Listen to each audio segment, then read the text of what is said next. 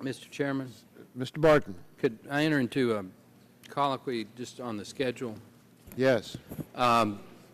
We keep hearing various estimations about when the House is going to conclude its business. Today, the agreement that you and I had last evening was that the committee would stay in session to finish the markup, and we would shoot as a target of concluding about an hour after the House has finished its business for the day. Is that still your intention?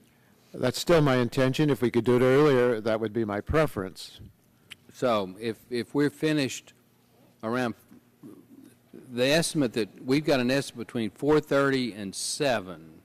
So if we're finished at 4:30, we want to be out of here by 5:30, and if we're finished at 7, you want to be out by 8 or sooner. I think that's right. The estimate I last heard was 6.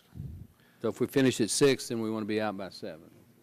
Yes, but since you control so much of the time we'll spend on amendments, I'd ask you to think through whether it's essential that we have 23 to 30 votes on every single amendment, because some of them can be offered and you can argue that we defeated them and say how terrible it was. You don't have to argue that you defeated them. You did defeat them. Well, but it's not. Well, we can defeat them on a voice vote. We don't need a roll call vote on every one.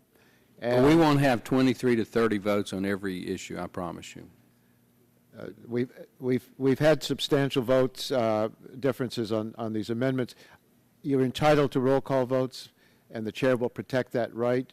I'd only ask you that we not plan the number of amendments and whether there'll be roll call votes to make sure that we're an hour later, if we can finish an hour sooner. No, we have approximately 10 more amendments, and so let's go. So we're trying to. Let's go. We might encourage you to encourage the clerk to read a little. I know she's done yeoman's work. In fact, we ought to give her a hand because she's done such good work this.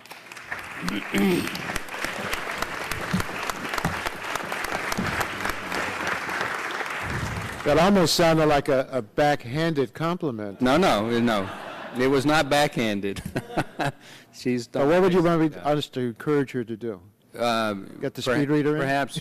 Well, you know, Mr. Chairman, I promised you last night I'm not going to force the reading of any long-winded, but I may force the reading of a 5-page amendment just to hear that young man read. I think it might be entertaining just to see what a speed reader sounds like. I fear that based on your promise last night, we let him go. Oh, well.